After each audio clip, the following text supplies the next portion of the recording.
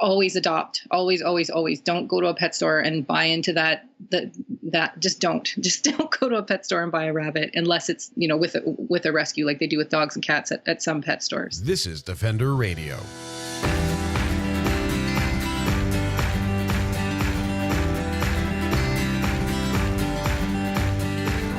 I'm Michael Howie, and this is Defender Radio, the podcast for wildlife advocates and animal lovers, brought to you by the Fur Bears. It's the Easter long weekend, and you know what that means. Bunnies, chicks, and other little critters are being discussed, if not already bought, as presents. But as many of you know, little animals aren't just gifts. They're sentient beings who are a lifetime commitment, who require love, patience, veterinary care, and so many other things. Now, a while back, I spoke with my friend Lisa Winn from the Ladybird Animal Sanctuary here in the Hamilton area about the subject of bunnies. And not just why they shouldn't be bought and sold as gifts, but what it means to accept a rabbit into your home and family. It was a great interview, albeit my channel sounds a little bit echoey compared to my current setup. But rather than try and remake something special that we'd already achieved, it made sense to me to share that original interview again. Now, before we dive into that, I want to let you know that the Patreon is growing. And that's good, because there's a new, exciting Defender Radio project coming. I'll be sharing more about that in May and with patrons probably closer to the end of the month. If you want to support the show and any upcoming projects, head to patreon.com/defenderradio to sign up now and help us grow. You can also check out Defender Radio on Spotify, iTunes, even Facebook, or anywhere else you listen to leave a rating and review. It's another great way to help the show grow, and I'd love to start featuring some new reviews right here on episodes. If you need any links or have any questions, just check out the show notes for this episode or visit thefurbears.com. And now, here's past me talking to past Lisa about the future of having a bunny in your home. I think a fun place to start is how Ladybird Animal Sanctuary came to be. That's how you and I actually met. And I looked up the original article. It was 6 years ago. Wow. At the newspaper I used to work at. Yeah, when the three of you were having the fundraiser at one of the concert halls here in Hamilton. Can you give us the story about how this little animal sanctuary kind of popped up and has been doing some pretty awesome work for the last several years? Melissa, Janine, and I are all musicians, and we met through music. I met Melissa when she was about 16 at an open mic night in Hamilton, and I met Janine through Melissa probably a couple years later. So we were in a group called the Ladybird Sideshow. We decided to be in a group together and sing together, and there was another member of the group whose name is Aaron Smith. We put out a live record, and shortly after, we did a little bit of touring. We put out a live record, and shortly after, Erin moved to Maui, and she's still living there. It's a tough break moving from Hamilton, Ontario to Hawaii. Yeah, she moved from Toronto to Hawaii, so even worse. So she's got a musical career there now, and the three of us, we continued to play shows a little bit here and there, and then Melissa's career kind of took off, and we weren't able to get together as much, but we stayed friends, and we basically were just sitting around drinking wine or just doing our hangout thing, and Melissa said, "Let's start an animal sanctuary." Just like that, eh? Well, I come from the animal background. Like my first job was at a Pet Value when I was 14 years old. I probably shouldn't have had that job at 14, but that was my first job. And I've worked in shelters and vet clinics and, dog walking businesses. I've done all kinds of stuff since then, and all sort of revolved around animals. So I know what goes on in some of the shelters in the area. So I said, yeah, I'm totally down for that, because I'd been doing my own sort of small scale rescue just on my own. And we just took it from there. We rescued an animal from a shelter I was working at, cat from a shelter I was working at, and started a website. Janine's an awesome graphic designer and web designer. And that's how it started. Yeah, and taking the name from the band is sort of the perfect move. And it really kind of comes together, and it is a lovely story. And I guess we should talk, there are dogs and cats that I know your group does a lot of work with. But what we want to focus on this week, especially with Easter coming up, are the small animals. Yeah. And in particular, obviously, the bunny rabbits. And that is something that the first time I heard it was really surprising to me. And ever since I've been kind of like, yeah, duh. But a lot of parents go out and get their kids bunny rabbits for Easter. Yep, and baby chicks and baby ducks and all those things, and for photo shoots and all kinds of dumb stuff like that. But yeah, it's kind of crazy. Like we posted a little thing the other day on our Facebook page that said you wouldn't buy your child a reindeer at Christmas. Why would you buy them a bunny at Easter? Like it really doesn't make any sense. Mm-hmm.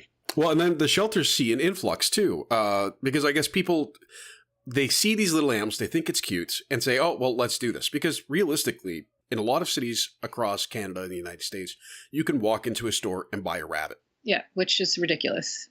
It's mind-boggling that there's still pet stores out there, and a lot of people don't think about, people know about puppy mills, but people don't know as much about kitten mills and rabbit mills and hamster mills, and people don't think about the places that these animals come from.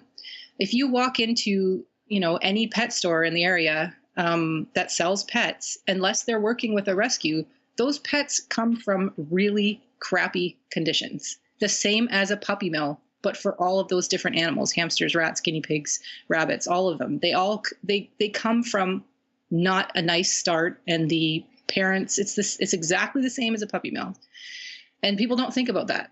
So when you go into a pet store and there's a rabbit or a guinea pig, oh, isn't that cute? And it gets sold, and then the next day there's a new one to replace it. Mm-hmm. Like it's a supply and demand, which is awful to think about. And people can just go and buy anything they want, like a puppy. You can just go buy a puppy.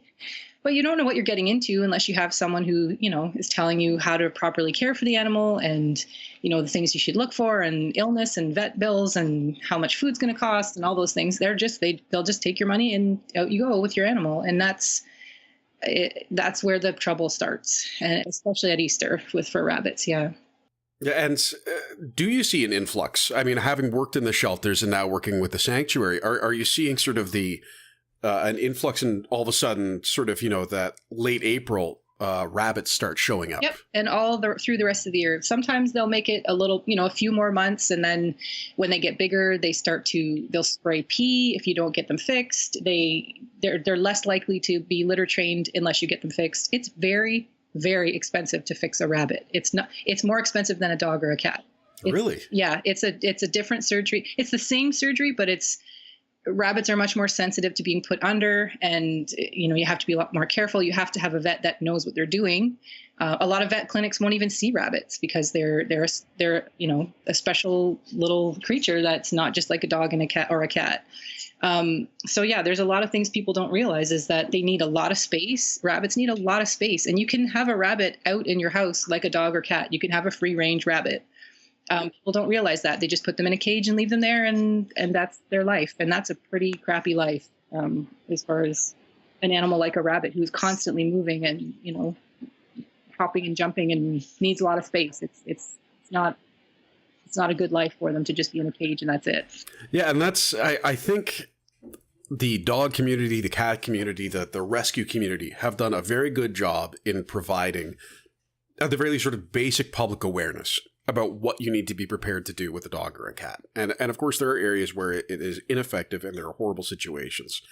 And unfortunately, I think there always will be. But the availability of education is just, you can Google, how much will a dog cost me? And you'll get 1,000 results with all the different estimates. Yep. On what it'll cost over the lifetime of different types of dogs, different types of cats, what you should and shouldn't do.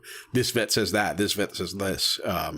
It's pretty significant how much information is out there, but even just posting to our audience, what do you want to know? And coming from people who have pets that I know, and from other people who, a quick look at their tweets or their profiles, have pets and love animals. And there's a lot people don't know about rabbits. Why do you think that is?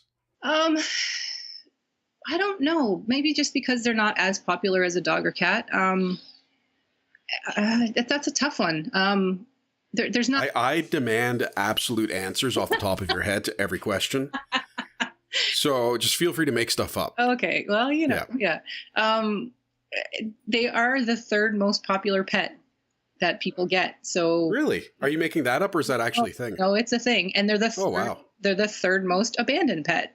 Like it's the same thing. Dogs, cats, and then rabbits are the ones that end up in shelters or end up on the street or end up, in a field or a forest where people just dump them. That's the worst part, is that people think that they can live, a domestic rabbit can just live outdoors. So they just open a box and just let it out. And that's just not the thing to do. And it happens all the time. Yeah. And that's a serious ecological issue too. I know at the University of Victoria, Highway Junction near there in British Columbia, they've had a massive problem because these little bunnies, who are not the same as the native rabbits that live on the area, they breed and breed and breed and eat everything. And it creates this massive problem. And Victoria is like the perfect environment for them because it doesn't get really cold. It was perfect. And that's why that explosion happened. Like, they've apparently trapped and euthanized a lot of those, but a bunch of them, those rabbits, a bunch of them went to a couple different sanctuaries, and some of them went down to Texas. But yeah, like if you release a rabbit in Victoria, out west in some areas, it has a little more chance of survival than it does if you release one here in Hamilton or in some of the colder provinces. Sorry about the dinging. But yeah, it's here they die. They die from exposure. They die from the predators, because they're domestic rabbits. They don't know how to protect themselves, or they don't realize, oh, that's a predator, it's coming after me, or they're a brighter color than a wild rabbit would be. So they don't, they're more visible to a predator. It's, releasing, it's hard to explain, but like people just think, oh, it'll just be fine. I'll just let it go. It's a rabbit. It'll live outside. It'll be fine. But they don't generally survive. Unfortunately. Yeah, it's surprising how people just assume that it'll be okay. And as I said, it does create these horrible situations. And I think one of the things we really need to kind of cover off the top is, I don't want to say bunnies are bad pets, because obviously a lot of people love them. I'm not a rabbit guy myself, right? But I can appreciate them, right? I had gerbils and stuff, so I like little furry guys as a kid. But I think, what to cover off the top that's interesting is their lifespan. Because you look at a lot of these other similar small animals, and you look at rats who have a lifespan of about 2 years, and they're wonderful pets. But rabbits, they're a significant time investment, and it's really surprising to me. Yeah, they can be 8 to 10 years, if not more. Some of them live more.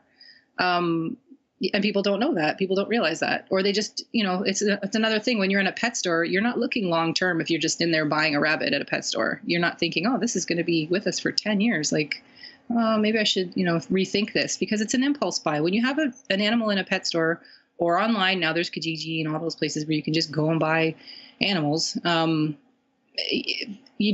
long-term thinking doesn't come into it. And that's the unfortunate part, is we ask question on our applications, our adoption applications. Where do you see yourself in 5 years, in 10 years? Is this animal still going to fit into your life at that time? So, and rabbits are a huge one for young people, but they're not a starter pet for kids. They don't like to be picked up and carried. Most of them don't like to be picked up and carried around. They like to be on the ground, and kids want to, squish something and cuddle something and carry it around and put little costumes on it. And that's not a rabbit. Rabbits are not into that.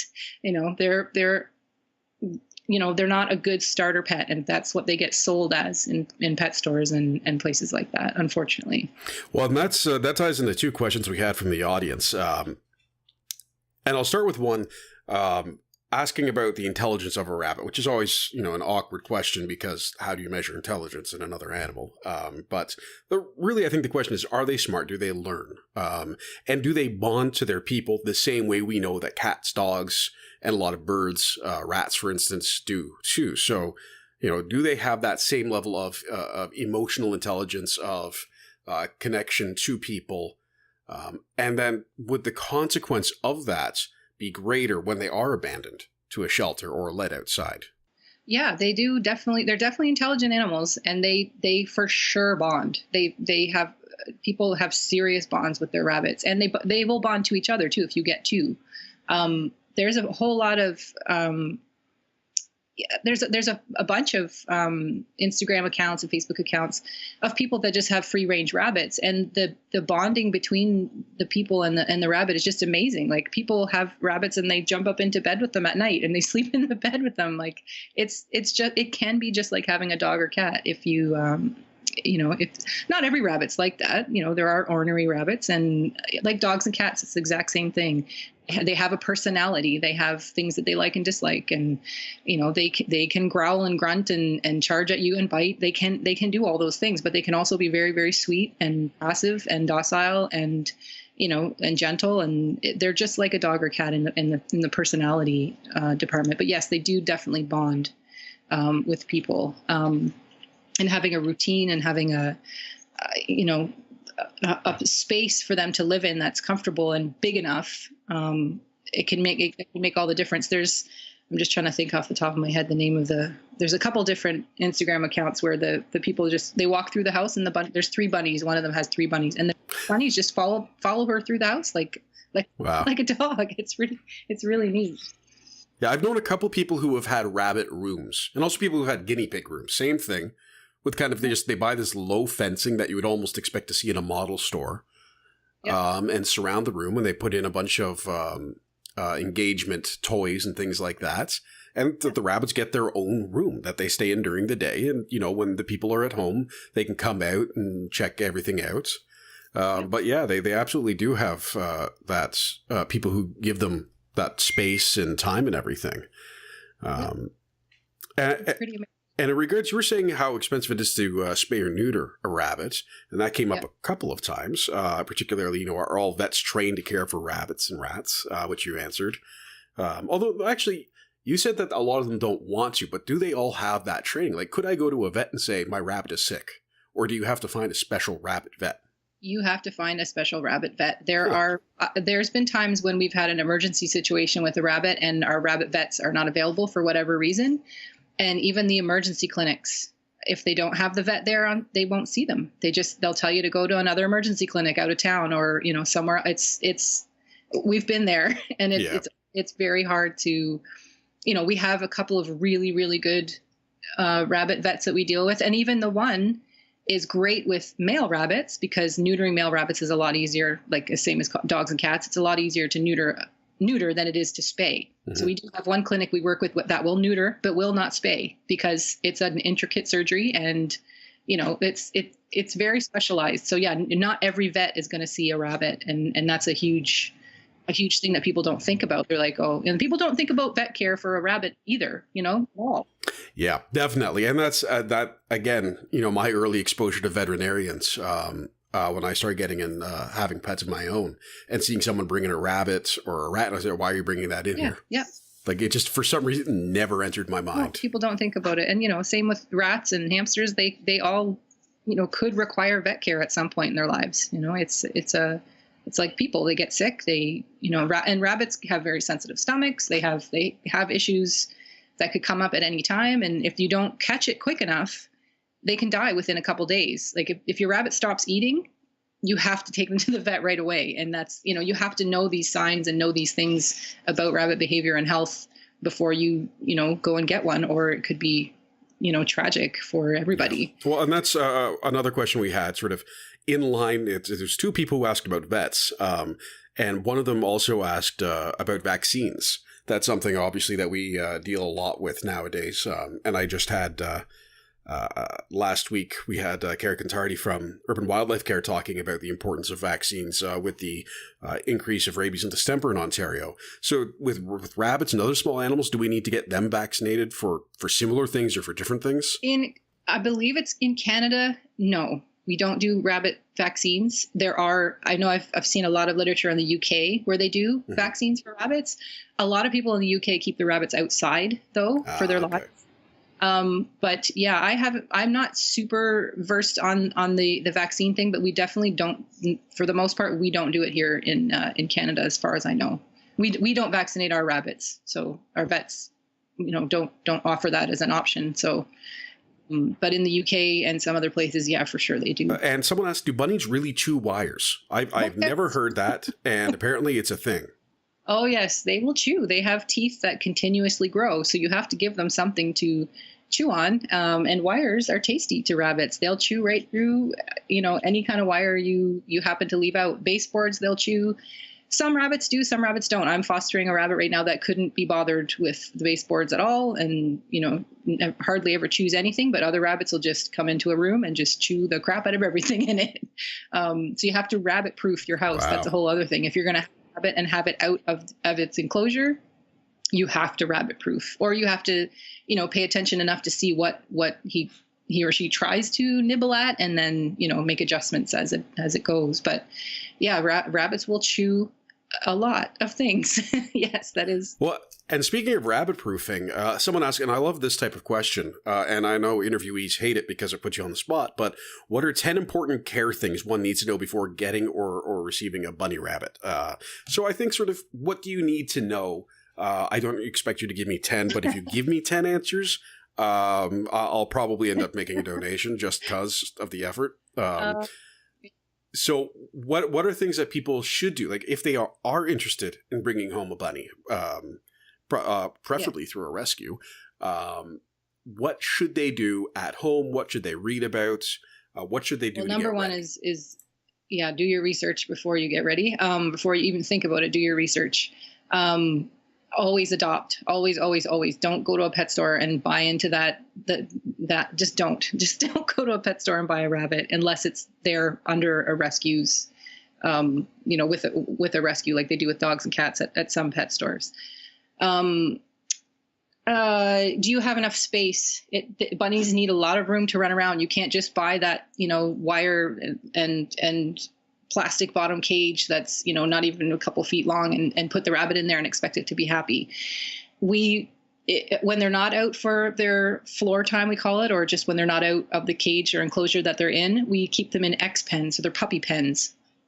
So you can kind of make it into whatever configuration you want, and get a couple of them and make it even bigger. They need room to lay out. Rabbits lay out, stretch out, and they need to have room to hop and jump and do little spins and binkies, as they're called in the rabbit world, which is binkies? Where they binkies. Yes. I'm not sure who coined that phrase, but that's in the rabbit world. That's something that's an actual thing. You're not like making up. Google binkies. Google. I'm kind of afraid to Google that actually. Rabbit binkies. It's when they jump up and twist in the air, and it's a sign that they're happy and that, that they're having a good time running around. Is that kind of like the spins for a dog? Yeah, pretty much. Yeah. When they get super happy and excited, and yeah. So they need room to do these things.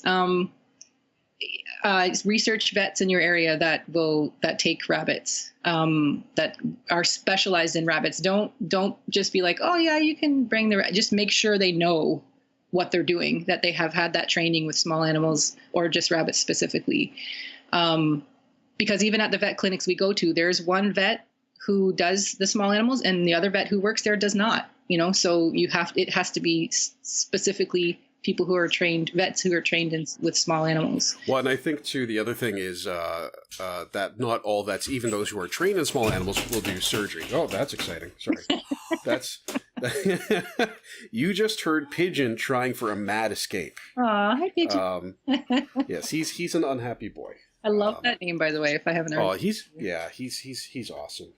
He just had his the bilateral luxating patella fixing surgery. Fun. Oh my god. So for a crazy busy dog, yeah, he likes to tell me that he's unhappy sometimes. Yes. Anyway, so we what was I talking about? The surgery. So not all vets, even if they are trained in small animals or accept small animals, will actually do surgeries. True. Very true. It's like I said, rabbits can be sensitive to anesthetic. So Yeah, we've only lost one bunny, and all the rabbits that we've rescued in the 6 or 7 years we've been doing this. It was a smaller rabbit, and it was a spay, and the vet called, and she was just absolutely devastated that the bunny had passed away on the table during the spay. And that happens, unfortunately. I mean, it happens to dogs and cats too, but rabbits are extra sensitive to it. There's other things you have to do in going with the surgery to keep a rabbit alive on the table. So yeah, there's a lot of vets that won't do any kind of surgeries, and sometimes rabbits need surgeries, and you have to be prepared for that. What else can I think of that you gotta? Have we gotten to 10 yet? I don't know. I wasn't counting. You were? Okay. I'll go back and when I edit, I will count. Count them. You need space. You need a vet. You need time. You have to spend time with a rabbit. You can't just put it in a cage and just leave it there. And that's the sort of mentality that we're trying to get people away from, is that a pet rabbit is just, an animal you can just leave in a cage and not spend time with it, or it's just there and whatever. Like the whole keeping it outdoors thing in the UK, that's, they're social animals. They need affection and attention, and they need you to be there for them. They need another bunny. A lot of them, a lot of rabbits, not all of them, but a lot of rabbits will bond with another rabbit. They need company. It's not an animal that you can just put in a cage and look at it and that's it. It's a lot of people say a rabbit is a lot more work than a dog or a cat, because that would not surprise me. Yeah. Although Pigeon is testing that theory right now. Pigeon. Yes, this is called My Wife Just Left, and he's left with me, and that's just not good enough. Poor guy. I did have someone. Okay, Pigeon, I know, but here, what if I hold you? Will that make everything better? Come here. You can be on the podcast, Pigeon. There you go. All right, Pigeon's on the podcast. Hi, Pigeon. Now, that is something we did have someone ask about, is introducing another bunny into the house. I mean, with dogs, and clearly I've got a bit of experience with this, in the rescue mentality, you can take your dogs to meet a dog they are interested in. Yeah. You can do assessment. Like, there's all of these things, all of these steps involved. But with bunnies, is it kind of the same thing, or is there some other way that we should be going about doing this? Yeah, bunnies, it's a huge process. It's a long process. And even after months, sometimes it doesn't work. Like, it's the same as cats. Like, sometimes cats will just get along and sometimes they won't.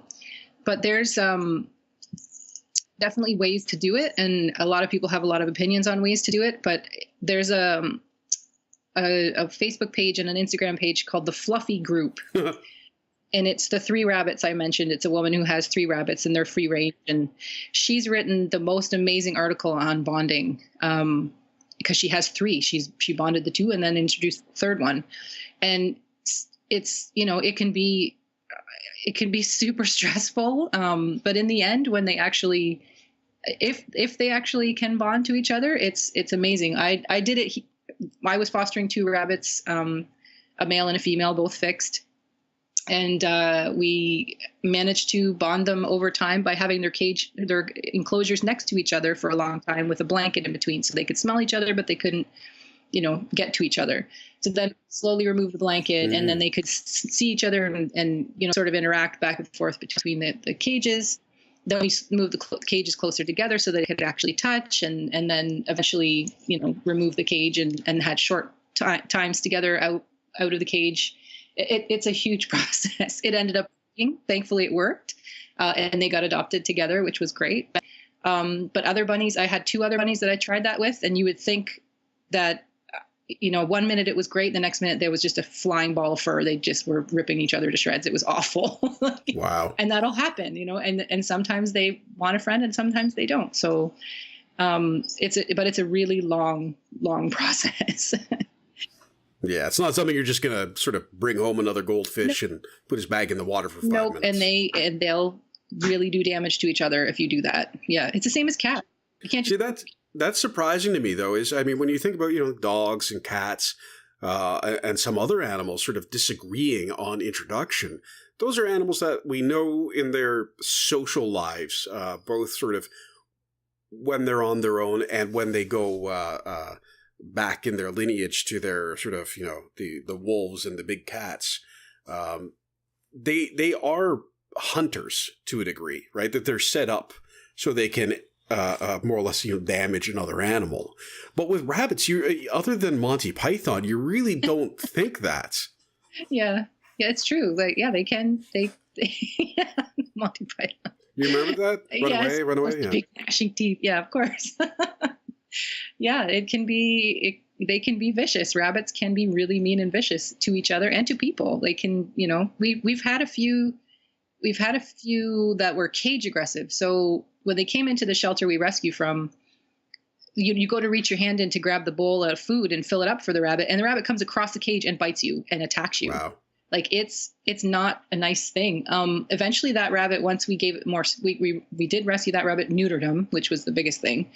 And once he had more room to run around and not feel so threatened by everything, he ended up being awesome. He ended up being a really sweet, super lovely bunny. But put them in a small space like that, and some of them just freak out. So, yeah, it's a complex world. Bunnies are complex, which is surprising because they seem very, very simple.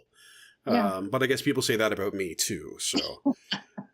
Now, the other question, of course, is then multi-pet households. I mean, I imagine, it's probably even more difficult. And in my case, I would never try bringing a rabbit in, not just because of, having multiple dogs, but having JJ, who was feral for a time. She lived on her own in the wild. And when she sees a rabbit, she doesn't bark and jump, a wild rabbit that is outside. She looks hungry. Like she knows the association, whereas the other dogs, I think, maybe just would say, "Hey, here's this new toy." Is it safe to introduce a rabbit to a home that has dogs or cats? It can be. It depends on the dogs and cats. The rabbit that I'm fostering is totally 100% fine with the cats, and she'll lay down with them, and they'll just hang out together. Like they'll lay next to each other and hang out and chase each other around up, in the space that she's in. But we have 2 dogs, one who couldn't care less about any of the other animals at all, and the other one who would gladly probably eat her.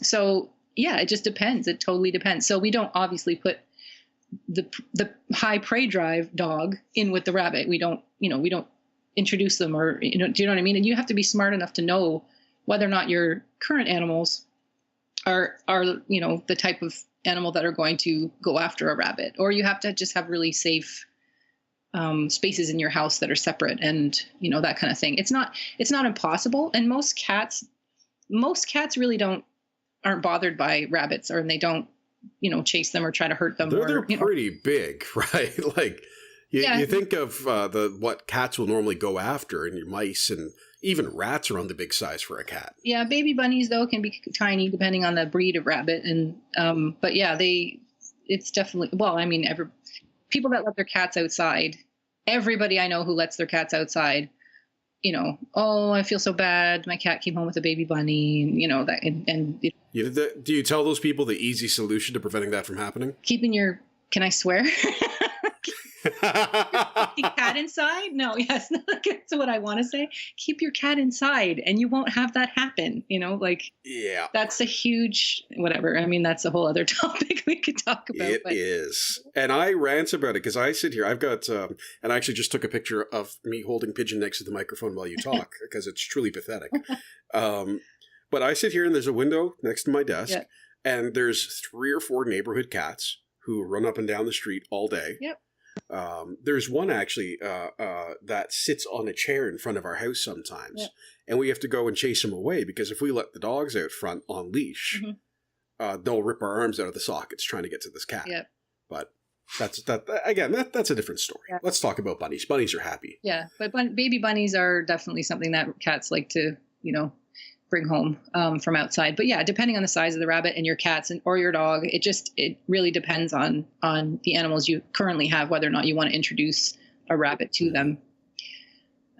And definitely not former racing greyhounds. No, although my aunt had 2 greyhounds from rescues from down in the States, and she had a free range rabbit, and they could not have cared less about that rabbit.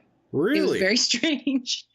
That is strange, because it's a little white rabbit that they use on the lure course. Yep. This one was just a regular brown, I think brown and white bunny. And yeah, they just, and the bunny was free range and the dogs just could not care less. So it just really depends on the dogs. That is surprising to me. It was a very strange situation. And when I remember thinking, oh my God, really? And then I was there and then the dogs could not care less, which was great. It was pretty funny. Now, when people do want to get a bunny, they've done the research, they know a vet, all of this. What can they expect to do in terms of the enrichment? That's something, too, I find very interesting with rabbits, because they have some natural behaviors that we need to provide for, that we may not come across with other animals. They like to dig. They can be litter box trained. Obviously, we've talked about that a little bit. So giving them a litter box that they can dig around in a little bit. They don't sort of dig like cats do, whereas they're burying their poop or whatever. But they're natural diggers. So you can give them a little pile of blankets, or a pile of shredded newspaper or something, like just things to play with and to dig, and empty toilet paper rolls they love to chew on and throw around, and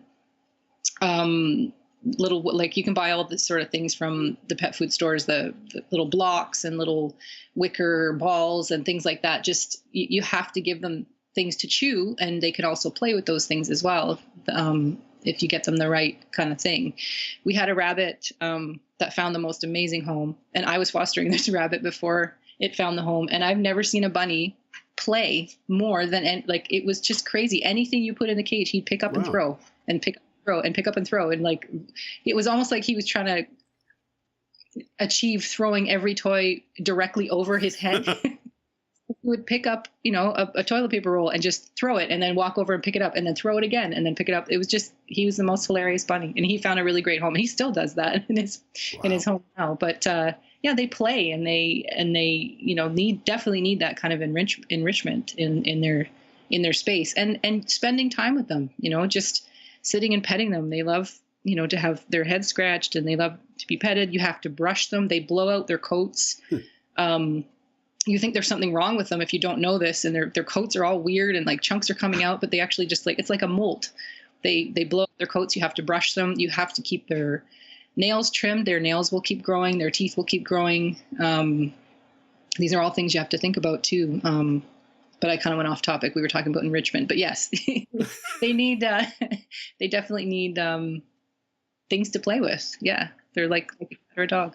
And I think that's very telling, though, is, I obviously spend a lot of time talking about dogs and wildlife. And again, when I see a rabbit, I think very simple, right? Just a very simple little animal. And it's surprising how much they do need, and how much joy they can bring to someone. Do you think that's one of the reasons why they're so easily rejected, though, is this perception of them as that they are just a little animal with no great intelligence and no great emotional life? That's possible, yeah. I think, people just see them as a pet you put in a cage, and that's it. Like, people don't think you can interact with them the way that you can, and that you can have them living free range in your house. People don't think about these things. Even myself growing up, I had a rabbit and it was in a cage, and I would let it out every once in a while. And, really, now I think about it, I thought, and I think that's so awful. But that's the mentality, having a wire bottom cage that it has to stand on so the poop falls through. That's just, it's horrible. Well, and it's interesting, though, you and I both having sort of this history of not knowing because we weren't told. Yeah. And I think that's really a big part of it. And that's one of the reasons, I love what you folks do with Ladybird is that bit of education with everything you do. Yeah. And I really think it pays off in the long run.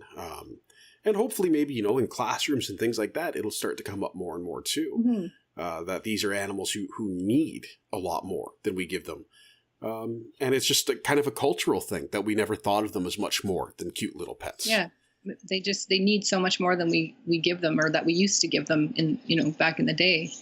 But yeah, I think the internet has changed so much of the animal world. It's before the internet, how would you even know of these things, right? You'd go to a pet store, you'd buy a pet, you'd take it home. You'd look, there was really nowhere to sort of talk to other rabbit owners or, that kind of thing. It's changed so much that people are definitely more educated now than they were, but there's still a long way to go. There's still several pet stores in Hamilton that sell rabbits and really? Extra stock at Easter time. Like it was written right on the glass enclosure of one of the pet stores in Hamilton, new stock. And then they had all these baby bunnies for Easter, new stock for Easter. Rabbits, live animals. Were these pets or were they like food rabbits? No, for pets. People for pets, like new stock for Easter. And I just thought that was just the most disturbing way to describe it. It's not stock. It's a living creature. Like it's an animal that has all these things we just talked about. It needs all of these things. And here it is in a tiny enclosure in a pet store waiting for someone to take it home. And then it's probably going to end up at the shelter or out in a field somewhere in a couple months when people just don't realize what they're getting into. That's the problem. They don't realize it. They don't do their research. They go into a store and oh, look at the cute bunny. Oh, it's Easter time. Let's buy this. It's just trying to change that perception and trying to get people to realize, that these animals come from really crappy conditions before they end up in that pet store. And then they're going to end up in crappy conditions once once the novelty wears off or once the spraying of pee starts. Who wants to deal with that? Nobody. And then also, who wants to spend $400 to spay a rabbit? Nobody. So out the rabbit goes. It's an unfortunate thing that a lot of people are trying to change. It's not just us who are talking about it. There's Rabbit Rescue Ontario. There's a whole bunch of rescues that deal specifically with rabbits, and everybody's working really hard to try to sort of change that perception and make things better for bunnies. I do wonder though, do they complain less vocally when you don't pay attention to them during a podcast interview? Do bunnies complain less vocally? Yeah, they don't really make a lot of noise. And that's the other unfortunate thing is I worked in a shelter for a long time, and just, it's just disturbing the things that, because they don't vocalize, because they can't tell you, can you please clean my cage? I've been sitting on the same poop for, now it's a mound under my butt and I can't get away from it. Like they can't tell you, it's not like a dog that'll bark or a cat that'll, meow or scratch or, the things that the other animals do to show signs of distress. We had these people drop off a rabbit at the shelter when I was working at the front desk, and the lady kept saying, it has worms. It has worms. That's why we're getting rid of it. It has worms. And she didn't speak English all that well, but her daughter was there and saying, oh, we don't want it. There's something wrong with it. We take in the rabbit. I take it into the back room and I'm setting it up, in a cage and stuff. And I pick it up out of the container that they had brought it in. And the maggots had eaten the like into the skin and the bowels. And this rabbit was still alive, and it was being eaten by maggots because it had sat in a cage uncleaned for so long that the poop just stacked up on top of poop and it had nowhere to go. And that's what happens. Like we had to put the poor thing down because the maggots had chewed through so much of the skin that I can't even describe it. It was disturbing. But this is what happens. People just get it, put it in a cage, don't think about it. Oh, well, I'll clean it tomorrow or whatever it is. And this is what happens. But a rabbit can't tell you. A rabbit can't bark and say, hey, can you come and clean this? Like these things are chewing me from the outside in. So no, yeah, it's really, yeah. I think you took my cute quip about me needing to hold pigeon during this interview and kind of ran away with it on me. It's okay. But this is what happens, this yeah. Well, and that's, it is, everyone I know who works in rescue has at least one or two of those types of stories. Yeah. Because people, and again, as much as you get angry and you want to blame someone, yes, I know, pigeon. That was a big yawn. A lot of it comes from simply not knowing. Yep. Or maybe coming from a culture where pets aren't treated the same way. Yeah. And we expect, how we feel about them to be how everyone feels about them. And that's a hard reality for anybody who's doing rescue or working with animals, and is realizing that not everybody thinks about animals the way we do, and yeah, they're stock to some people, or their food, or they're just just there to protect my house, or they're there to, you know, do a job, and they don't care for them like you or I do. It's, you know, that's a tough thing to come to realize in rescue. And if you don't come to realize that and accept it, you'll drive yourself into ground pretty quickly. Yeah. And that's, sorry, now I have to stop pigeon from barking at people walking down the street. Clearly they are spies out to get us. Protecting. And he's guarding us. Good job, pigeon. This dog. Anyway, to wrap up, I love what a lot of you in small animal rescue have done when it comes time to talk about rabbits, especially at Easter. Rather than say, just don't adopt a rabbit, you offer solutions. You offer other ideas. And that's one of the things that I absolutely have always loved about the Fur Bears since before I started working here, was the solution-oriented focus. So what are things people can do other than give a kid a rabbit at Easter? A stuffed rabbit, a stuffed animal. They have the cutest little ones even at Shoppers. They're so cute. Stuffed animal, chocolate, preferably vegan, but hey, chocolate, however you want to do it. But yeah, go to your local rescue and bring in some carrots and some bits of apple for the rabbits that are there waiting to be adopted. You know, talk to the people at the shelter. People do a lot of donating at Christmas time. Like, a lot of people bring in a lot of stuff at Christmas time to shelters and stuff. But, you know, there's always bunnies in shelters everywhere, always. So yeah, go to your local shelter and bring a little treat or something for the bunnies that are there, and make a donation. Do your research. Just don't do the impulse buy. Just don't. Yeah, it's so hard. It's hard not to just be like, don't do that, you know, but just don't do that. Well, and one thing I've heard some people recommend, and I don't know if this is good or not, or if it's something you agree with or not, but rather than give a bunny as a pet at Easter, and this applies for dogs and cats and everything else, say, we as a family are going to adopt a bunny or a cat or a dog, and turn it into going to the shelter, going to the rescue group, and sort of doing, as a family, going and meeting these animals, and finding someone who will fit in well with your family. Yeah. If you have decided to adopt, then yes, definitely, that's totally the way to go. That's the best way to go. Is everybody's involved in the decisions. Everyone is, you know, knows what to expect and who's going to be doing what kind of, you know, responsibilities when it comes to the animal. For sure, that's the best way to do it. Yeah, just going into a pet store and buying a rabbit and giving it to your kid at Easter is just not the way to do it. Or giving it to whoever, your girlfriend, your boyfriend, whatever it is. Like, doing it as a family and adopting and looking into, you know, rabbits that don't have homes is definitely the way to do it. Are you already in love with Ladybird Animal Sanctuary? I know you are. Head over to ladybird.animalsanctuary.com to find out more about them, the animals they have for adoption, including Marcel, who's featured on this week's episode art, and to make a donation. You can also locate Ladybird Animal Sanctuary on Facebook, Twitter, or Instagram. Thank you everyone for listening, and remember that this episode is a tool you can share not just at Easter, but all year round when someone is talking about welcoming a bunny into their home. And remember to follow me on social media so you can find out what I'm up to and see pictures of the furry critter with whom I share my house, JJ the Hamilton Hound. I'm at Defender Radio on Twitter and Facebook, and at Howie Michael on Instagram. Until next time, I'm Michael Howie for Defender Radio and the Fur Bears, reminding you to be kind and to stay informed and stay strong.